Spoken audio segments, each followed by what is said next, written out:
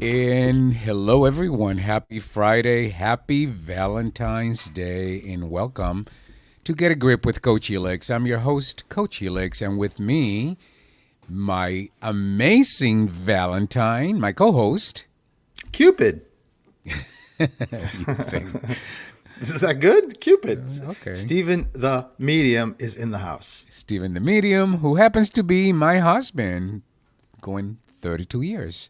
So, almost 32 years. I know. You always make Just that saying. correction, but, Just saying. Okay. But happy Valentine's Day, Stephen. Yes. Happy Valentine's Day, everyone. Today's show is going to be a beautiful show for many reasons. To be honest with you, Stephen and I don't necessarily consider Valentine's Day that much of a special day because we feel that when love is really present, Valentine's Day should be celebrated every day.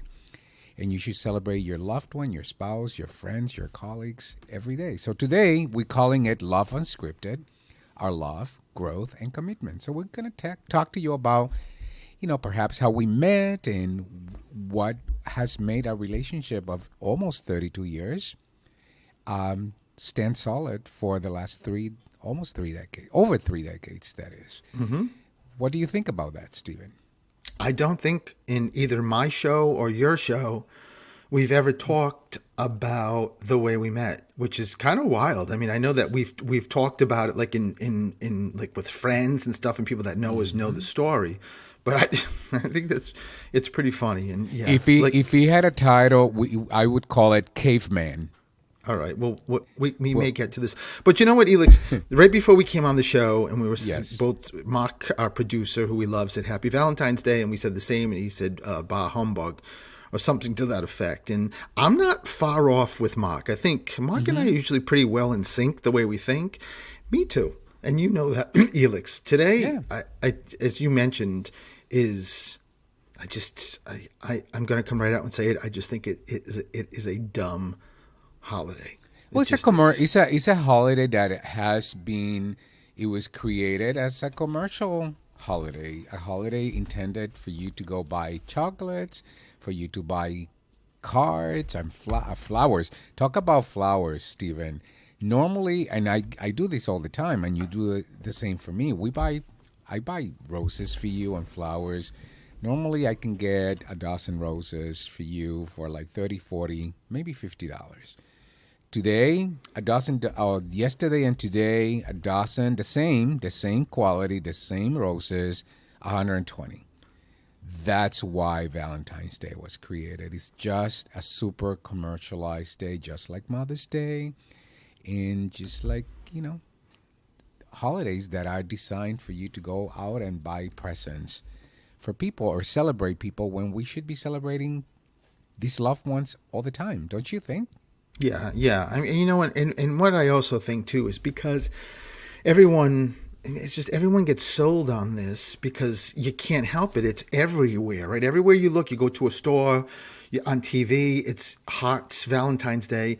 And I always just think for people that don't have anybody, that just, that sort of gets sucked into this. And it's just, I don't know, it's almost like putting, and I'm not speaking for anybody. I'm just thinking maybe possibly it's almost like putting a magnifying glass on the person saying, hello, you're alone.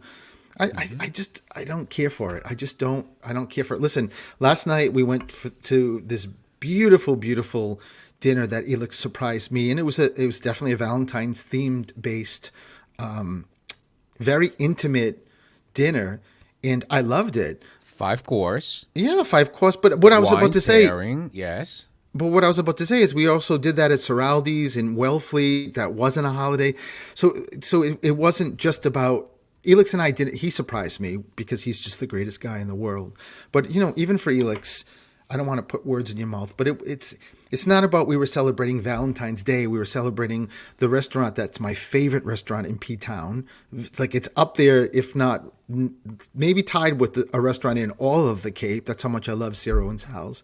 And it was just a beautiful thing. We know the people, we know the owner, and it was so great to get to see them. He right? was, and for me, again, because we celebrate each other all the time, but the fact that that was a special occasion, it was a special five-course dinner with wine pairing.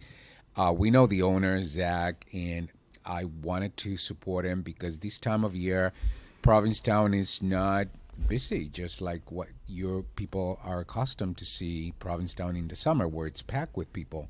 So I wanted to support him, and I thought that would be a wonderful thing to bring you to. And my It first was. question was, can you accommodate Steven's dietary, requirements, being a pescatarian? And he's like, of course.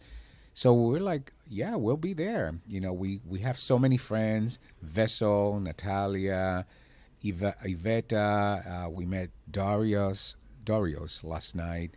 And so it felt like just celebrating. Veda. Don't forget Veda. Veda. Oh my God! But Veda wasn't there last night. No, she wasn't. Just so, but anyway, so it felt like celebrating with friends, and most importantly, with you. So did you like it, It Stephen? was. It was really. It was. It's my number one restaurant for a reason. It is extraordinary. It's just. It is extraordinary. When you talk to Zach, the owner, we talked about this last night. He's got such a calming effect on you. It's just, he owns this business that is just a crazy business in P Town, and a lot of things have hit him many different ways with this restaurant, and he has just always stayed calm and knows what this restaurant gives people, and it just keeps moving forward and getting better and better. So, to answer the question in a long-winded way, it was extraordinary. The fact that they catered to me and everything that included any kind of meat, they just gave me something else. An option, Was correct? Yeah, I mean the arancino that had veal in it, and I got scallops with risotto. I mean it was perfect. It was perfect. The wine was perfect. Everything was perfect. Felix. Yeah, and I love. I mean, we love wine, and I have to say that was a beautiful journey through various regions of Italy, and it was fabulous. It was really Yes. fabulous. Italy and France, because they did start with a French, a champagne, clearly from France. So it was really really wonderful. By the way, our Canadian friend Phyllis, it's on the live stream, and she says not everyone has a thoughtful husband like me who celebrate their loved every day.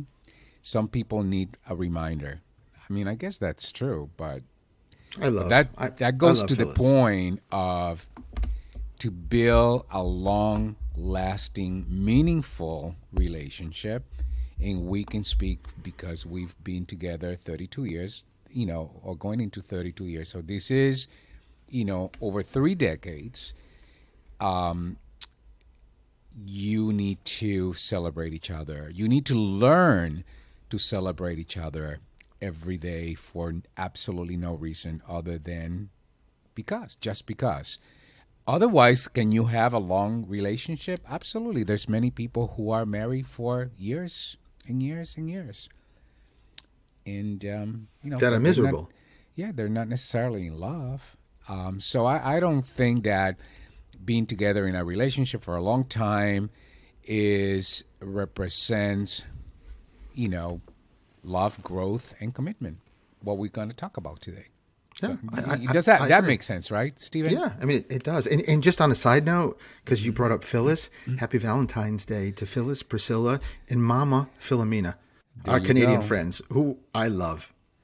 So Right? there you go. Happy Valentine's Day. I'm testing you, Phyllis. You better be listening still, because if I don't see a response here, you're gonna be deleted. She won't let me down. She won't. We need our Canadian friends. Trust me, Yes. Phyllis. We won't delete you. We need you guys. Never, but never. But Stephen, the only thing that if I was to complain about anything last night was that our favorite chocolate store, we were so excited in anticipation that we would get to buy our favorite peanut butter cups. And when we showed up, and we went purposely early, they were closed. Yeah. So Well, listen, that's a boo. it is, but it's still nothing to complain. You can't complain about, I don't think, anything based on what we had last night. That is true. That is true. That said, I just don't understand why a chocolate store would not be open the day before Valentine's. I agree. Just I, saying. I, I mean, hands down thought, oh my God, this place is going to be open till 10 o'clock tonight. Just those last minute gifts and people coming in to get chocolates for their loved ones or whomever. I was shocked. And we hit that store before we went to the restaurant, of and our course, yeah. reservations were at 6:30. So Yeah, yeah, yeah. it So, was. but the disappointment was not just for us because we had asked a couple of friends if they wanted peanut butter cups. So they were also excited in anticipation of getting their butter cups today, and I had to tell them, I guess, Sorry. sorry, none for you today, but. We of course we ordered them. I ordered them online, and they're gonna be sent to them on our behalf. So Yes. there. Anything else going on, Stephen, with you? Yeah, you know what? I cut my fingernails. I need a new nail clipper because I just noticed that they're like a little ragged, and I just don't care for that. I'll Just take care wanted, of that. just wanted to share that. I'm curious also if anyone wants to call to tell whether they hate Valentine's Day, love Valentine's Day, feel mez about Valentine's Day. I'm just curious, like, what people think, and especially people that are single. Yeah, that would be amazing. We love to hear from you, and hear your story. And if you love it, tell us why. If you don't, tell us why too. And 508-222-1320. 508-222-1320. So let's do this. Let's take a commercial break. And when we come back, we're going to talk about love, growth, commitment to each other. A perfect show for Valentine's Day. We'll be right back.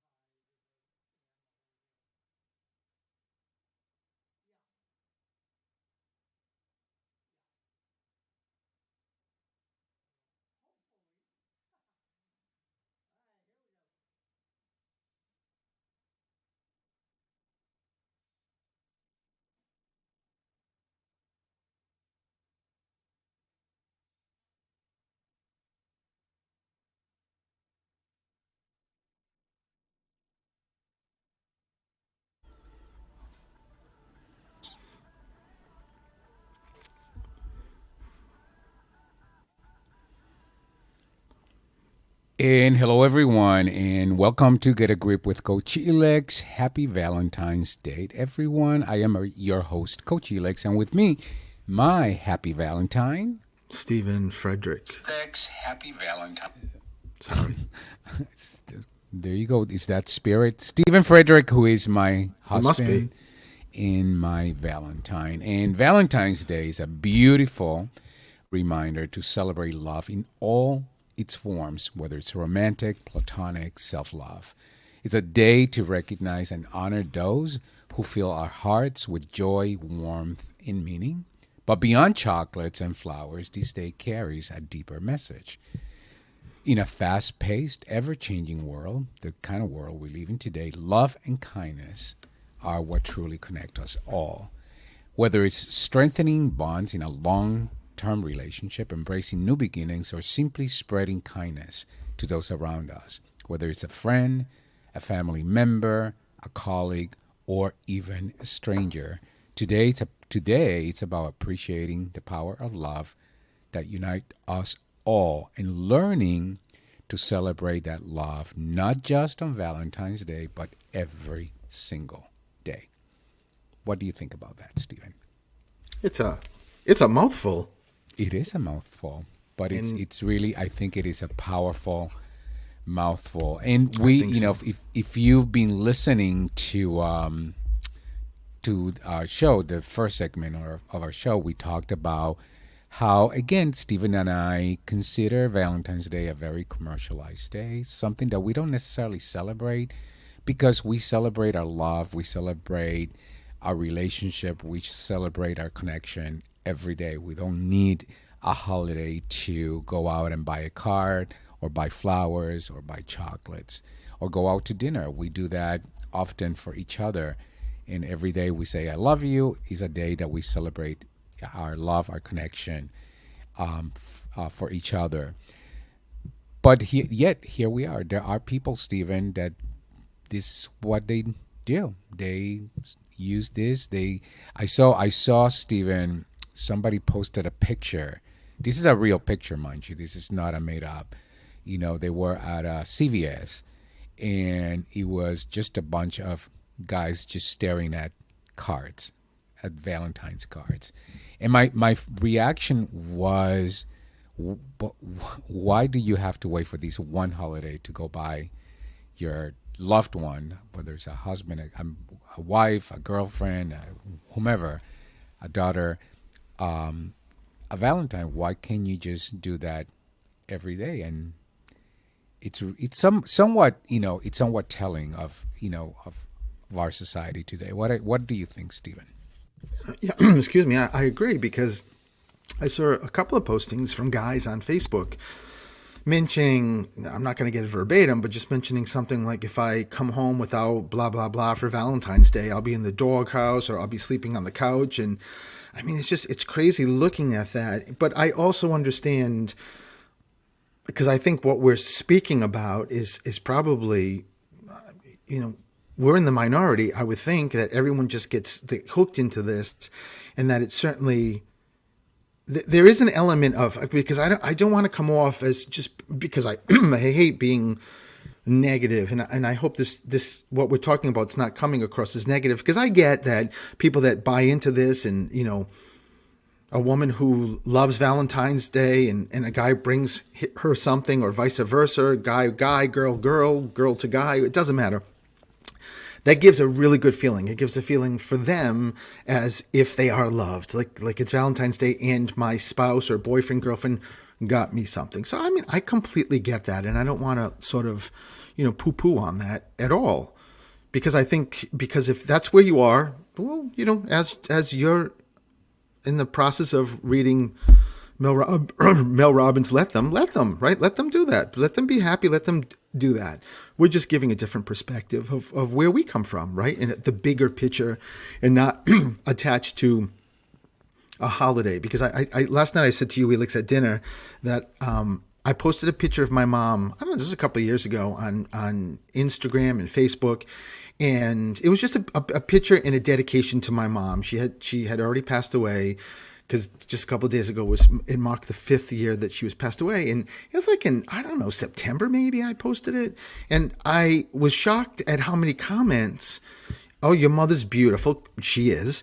That wasn't what I was shocked about. But the comments were, is it her anniversary? Is it this? Is it that? No one could understand that. I just picked this day just to give a dedication like it was Mother's Day. It was very interesting. I think that's because as a society we've been conditioned to wait for these holidays. Mother's Day, Yeah. for example, is another one. But anyways, I wanted to tell you, and you're absolutely right. If you're listening, listen. Valentine's Day it's still a wonderful day. If many use today as a day to celebrate someone else, if many use it as a day to make somebody else feel special, then that's great. That's a positive thing. What we're saying is that it is we should learn to celebrate each other every day. That you don't necessarily need a special day. Wait for that one special day to celebrate someone else. Stephen, Karen Garman, it's on the live, and she wrote, "I'm by myself, so I do things for others to hopefully make their Valentine's Day a little brighter. That in turn warms my heart. It's not just about one day of the year to show love, but to do it through our life." And that's a beautiful, beautiful statement and a beautiful way to take this day to make somebody else, feel loved and better. Yeah, yeah. And first of all, I'm not surprised that Karen wrote that, and I'm not surprised that Karen does that. Karen's just like an incredible, beautiful soul. So, Karen, thank you for even commenting on that. And I mean, that's Karen, right? That's just who she is, and that's what makes her Karen, right? It makes her soul. So, but I love that. I absolutely love that. What I was going to say too, Elix, is that for people, whether they do have somebody or even if they don't have somebody, whatever your situation is, I think it's really also maybe wonderful if you're sitting on Valentine's Day and you're bombarded everywhere you look with Valentine's Day, is to channel that energy to someone in spirit and just channel that, asking them to give you a heart, to give you a specific heart that how it comes is up to spirit, like whether it's from your mom, dad, or a loved one that you've lost, or your spouse or girlfriend, boyfriend, whatever, and ask them to give you a heart somehow, some way. And that could be you put the TV on when you just get home, and it's just right when the TV pops on, it's the end of a candy commercial, and all you see is a box of chocolates that's shaped of a heart.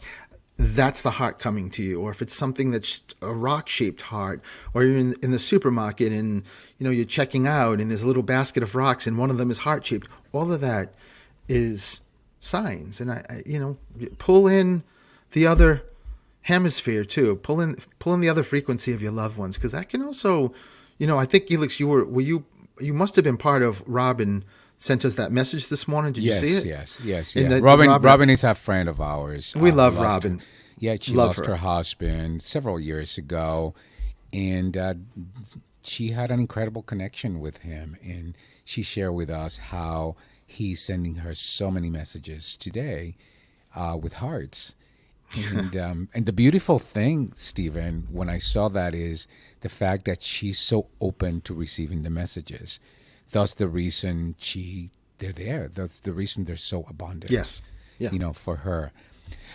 You did mention, and the next segment I want to talk about how you and I have gotten to this point where we've been celebrating each other for so many years, and our relationship, feels so whole, complete, and connected.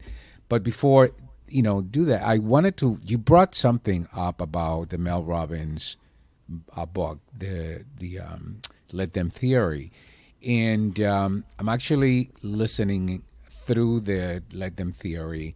I'm actually going through the second round because I found the book I connected to the book, of course, because a lot of the distinctions in the book are distinctions that I use in my coaching practice every day. She just speaks them from her own perspective, and it's always good to listen to somebody else's perspective on something that you have done.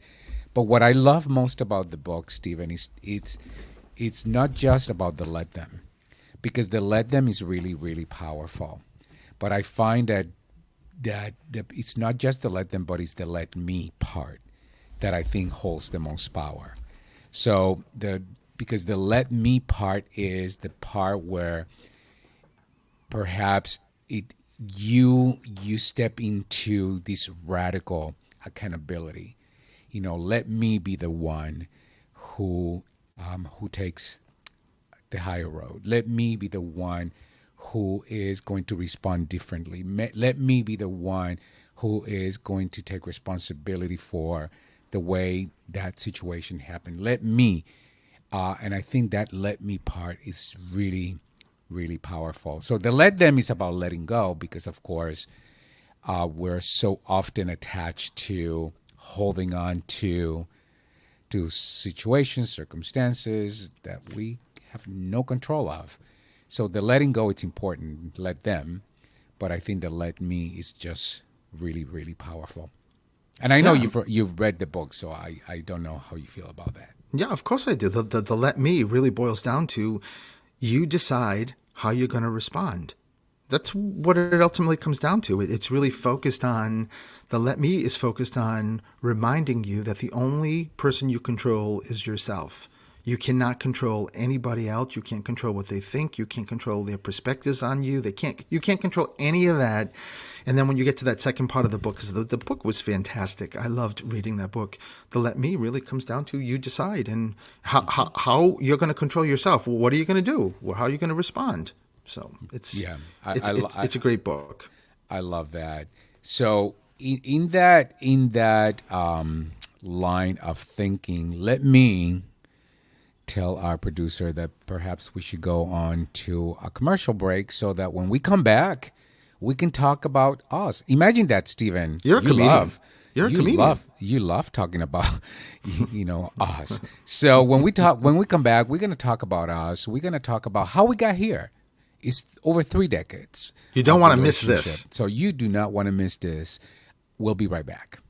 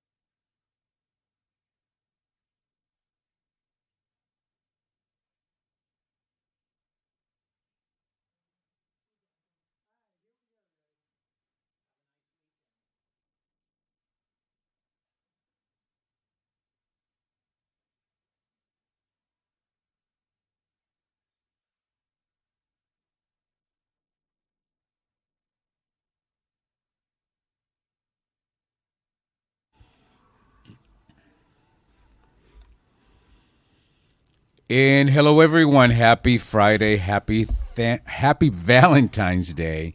And welcome to Get a Grip with Coach Helix. I'm your host, Coach Helix, and with me, my amazing Valentine, and co-host who makes Stephen, me laugh all the time. Go ahead, Steven. Stephen Frederick. And just a shout out to Tom Rafferty, who just on the break, just Mark let him come in and say hi. And Tom's a great guy and fills in for one of the shows at least on WARA 1320. So Tom, happy Valentine's Day. Happy Valentine's. And today we're talking about love unscripted, love, growth, and commitment. And of course, we are celebrating Valentine's Day.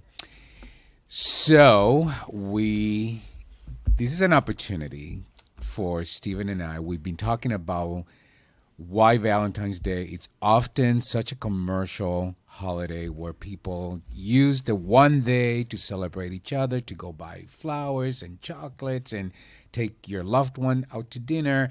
And Stephen and I have learned to celebrate each other every day, and not just on Valentine's Day. We don't need a holiday to celebrate each other. So we wanted to talk to you about how we've got there. We've been together for going into 32 years, so over 3 decades, celebrating our love, celebrating our commitment, growing together. So, Stephen, why don't you tell people, how we got there? Okay. Excuse me. So I'm going to do the condensed version. Yes, please. We only have 2 segments to go. So Excuse me. So I'm living in Rhode Island, where I grew up in Providence, and my friend Glenn said, let's go to Boston and go to a club. So we go to Club Cafe, which is still up and running. It's a upscale restaurant, and in the back there's a bar, a video bar. So Glenn and I go. And it was April 8th, 1993. And so, a Rhode Island guy, this is really pretty cool to drive into Boston and just go there. So we're there. I am in this sea of mostly guys, because it's a gay restaurant, gay club, even though there's women there too, but mostly guys. I see Elix, and right away I couldn't stop staring. I just couldn't stop staring and looking at him and seeing his olive skin and his teeth, and I'm just and his dark hair, and I'm just watching him, and he's with somebody. So I tell Glenn, look at this guy. So Glenn's saying, are you going to go up to him? I'm like, he's with someone. I don't know if it's a friend or who it is, right? So I see Elix leave the guy, because I am watching him, and he goes into the next room where the bar is. There's another bar, which is less crowded. So I just sort of do a beeline behind him, just go right up to him. And to this day, I will never understand why I did this, because this is not even my personality, but something came over me.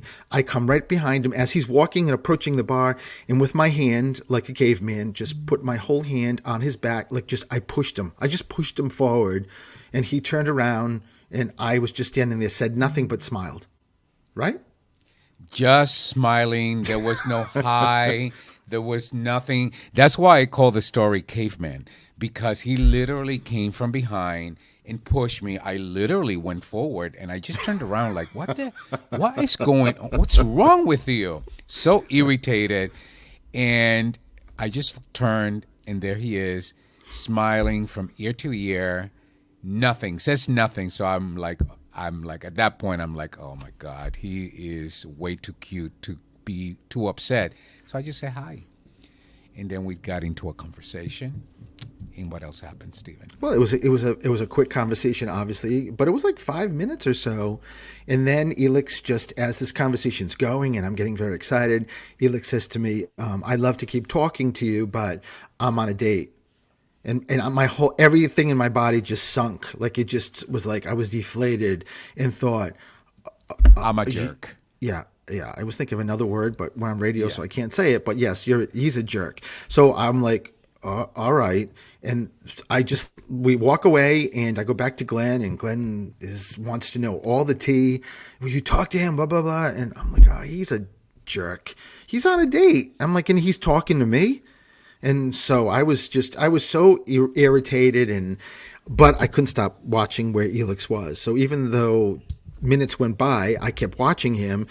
And at one point, I just remember, I don't know how long it was, half hour or so. I just turned, and I'm looking I'm like scoping out the whole bar. There's no more Elix. I don't see him. I'm like, I cannot believe he's gone. Like he went away on a, with his date. So I was standing there. Glenn went to get a drink, and this guy came up to me, very handsome guy who, ironically, was in law school. And this was way before I was even thinking law school. And this guy came up to me and started talking to me and said, "Can I get you a drink?" I'm like, "Sure." And I wasn't into it because I was into Elix and he was gone. So he went to the bar, and I looked to the right, and down this long hallway at Club Cafe, here comes the Puerto Rican Elix coming down, heading right towards me by himself. And I'm like, with an attitude, like, yeah, what does he want now? So he comes up to me, and I looked at him and said, "What happened to your date?" And he said he wasn't feeling well, so I sent him home. And I looked at Elix and said, "Yeah, he wasn't looking well either." Yeah, he thought he was a comedian early on. I should have known better. I mean, there were so many signs. By the way, if you read Steven's book, you would say to yourself, "Oh my God, Elix, you should have ran early on." You should But have. somehow I didn't. And yet here we are 32 years later.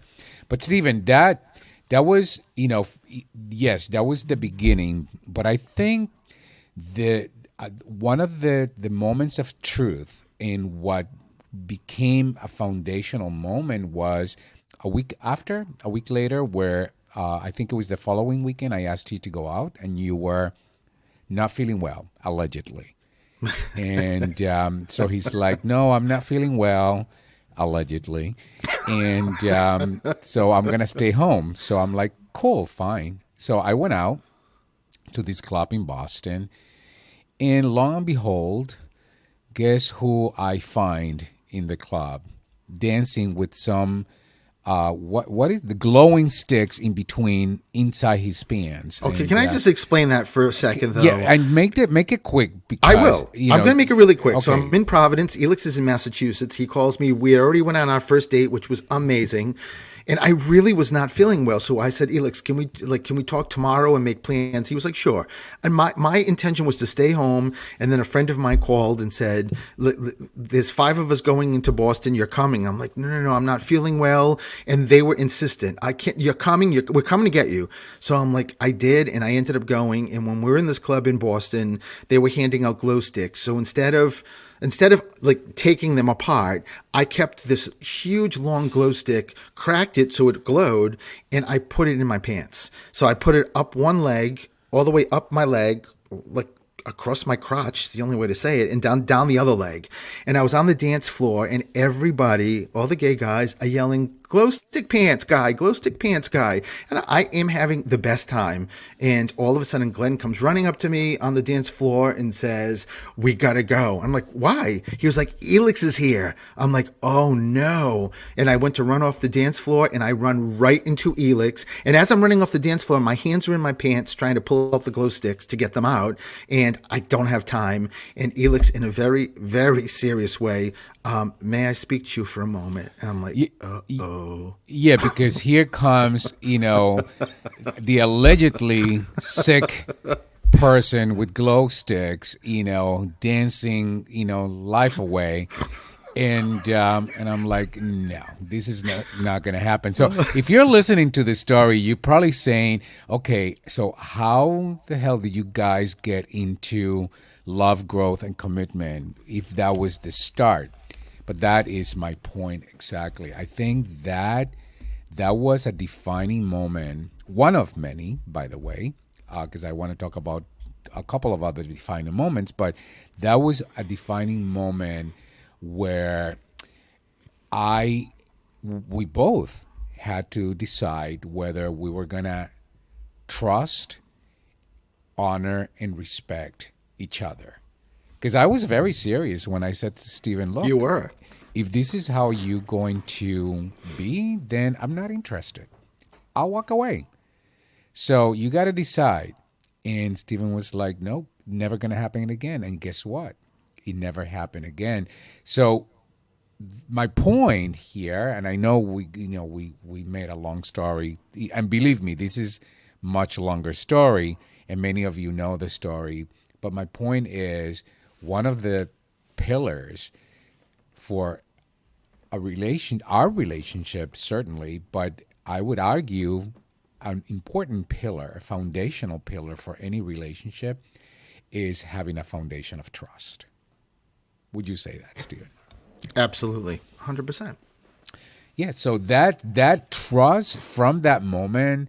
Now, did that mean that our life was rosy since then? No, no. There were many ups and downs, but there was always trust present. By the way, that one of the things, and even to this day, um, when Steven says he's doing something, I don't question what he's doing. You don't do the same with me either. No. I know people who have apps in their phones to track their loved ones. I don't need to have that because I just don't need to. I mean, sometimes if I call and he doesn't respond to me, I get nervous, and so do you. But I don't ever have a need to, to just be searching and questioning where you are. And what I was gonna say something else and it just escaped me. Oh, another one. Like I never had any need to look at your phone or read anything, a text, an email that you sent to anyone else ever, ever. Well, Because the two of us are always, for some reason, in each other's phones for something, or to get a picture, or to whatever. I mean, we both know each other's codes, right? You're absolutely right. It's this the way it is. And by the way, I can honestly tell you, after that incident, when you pulled me aside in a very serious manner in 1993, I can honestly say I have never ever had glow sticks down my pants again. Just saying. That was it. that I was a gave deal those. I breaker. gave. It was a balance: Elix or the glow sticks in my pants, and I chose Elix. So, Oh my right? goodness. Help us all. Yes, and I'm forever, forever grateful that I've never seen those glow sticks ever again. But you know what we need to see? We need to actually get a commercial break. We are going to do another commercial break. When we come back, we'll continue with this amazing conversation about love, relationship, and commitment. We'll be right back.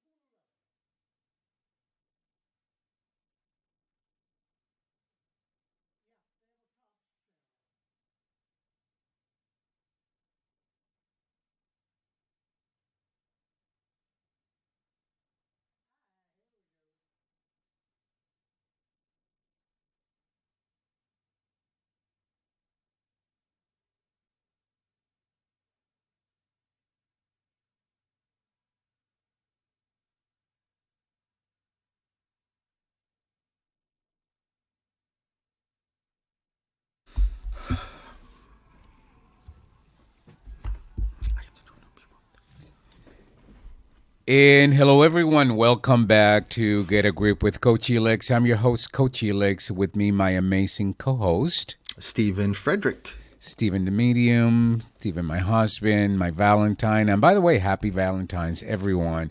Today, we are talking about love unscripted, our love, growth, and commitment.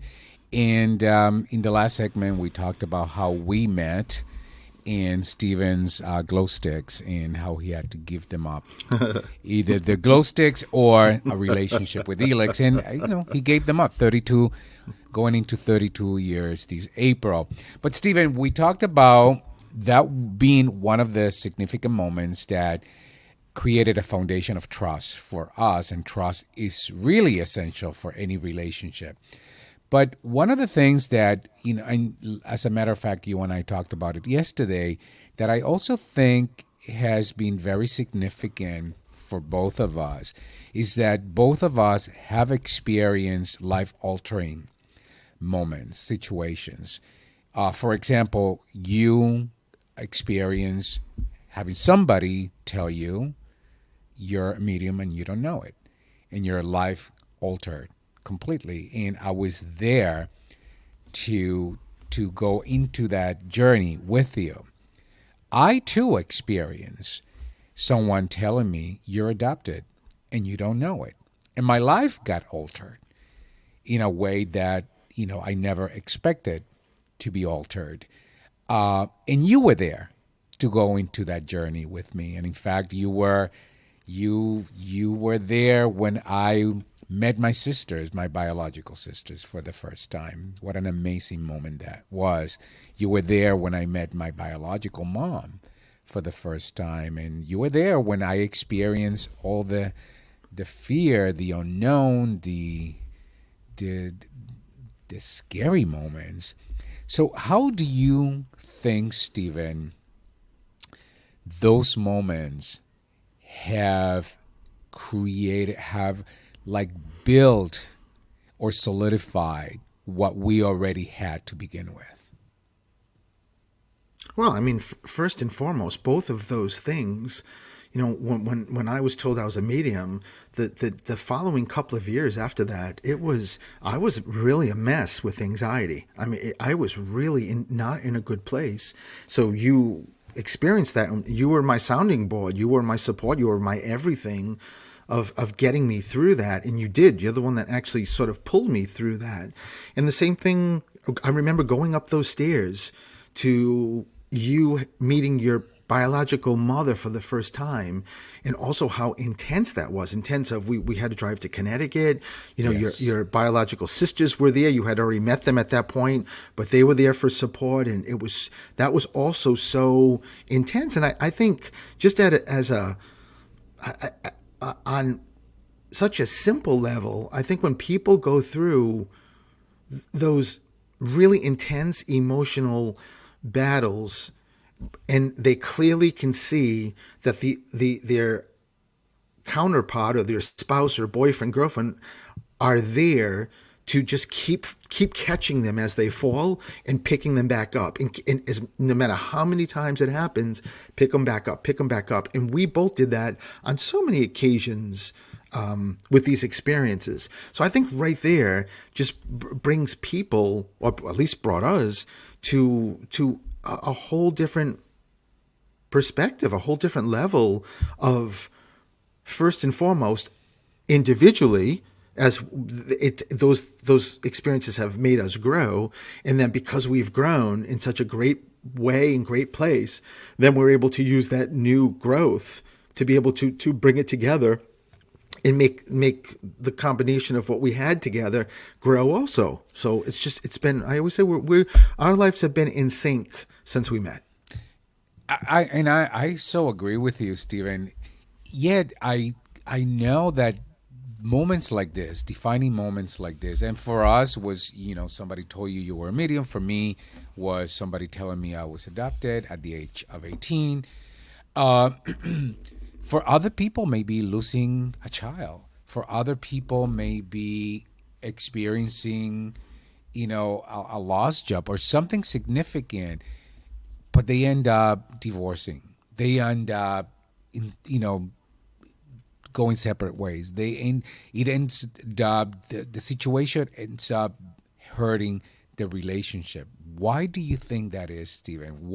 Where do you think there is a disconnect? And is there something, if somebody's listening and they're in that place, right? What can they do to shift so that they can get in sync, so that they can align with each other? Yeah, one thing that we didn't mention that many people know, that my dad took his life when I was 8 years old. So that's another Yes, very traumatic experience that I had. And you've had some other things too. absolutely.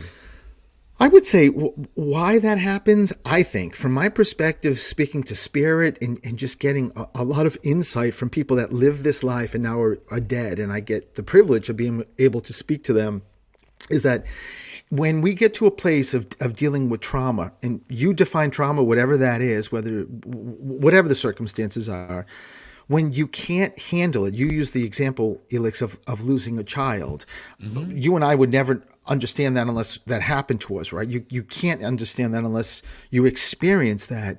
But I can only imagine that is such a grief that is just, it's too much for a person on many levels to be able to handle. It's overwhelming. It's something that they never thought would ever happen. They can't control it, and it's just overwhelming. And I think when that happens, they not only just shut down, they leave. They take a hike. I explain that in my book when my dad took his life. The Stephen up into 8 years old left, and a new Stephen came in that was a foreigner, like foreign to this body. Because the previous 8 years, this new Stephen didn't know what this body was doing, didn't know the soul, all of that.